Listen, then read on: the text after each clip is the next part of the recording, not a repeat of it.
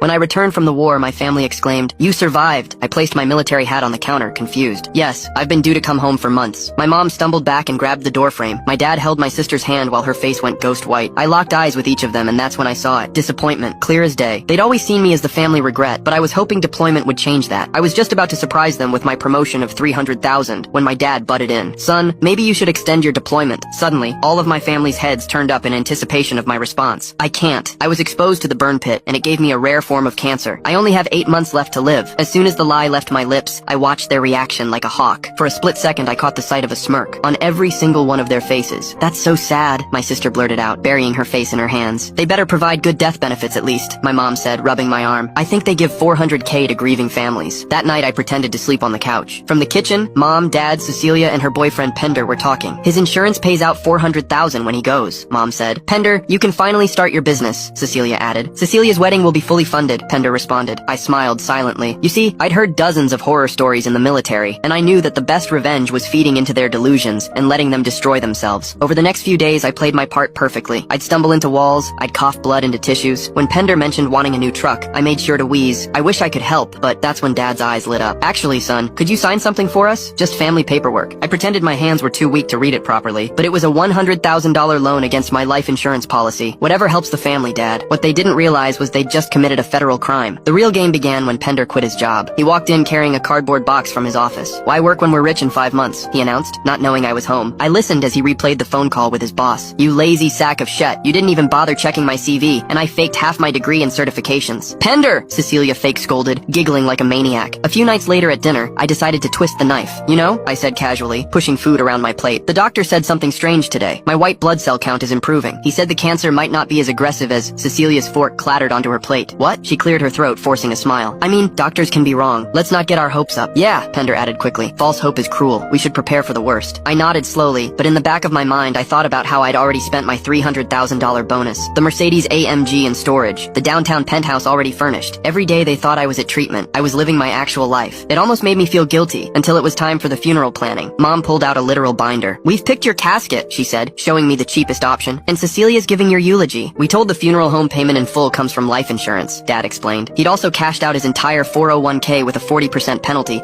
losing the $80,000 he'd saved for 30 years. Smart thinking, I wheezed. Cecilia had dropped out of college in her final semester, forfeiting her degree and $60,000 in tuition. My mom had broken the apartment lease, owing $15,000 in penalties, and told her landlord to sue her because I'll be rich soon. That night I heard them on a conference call with a voice I didn't recognize. "We need another 100 grand, Dad was saying. "The insurance pays out in 2 months maximum. You understand what happens if you don't pay?" The accent was thick and there was casino music in the background.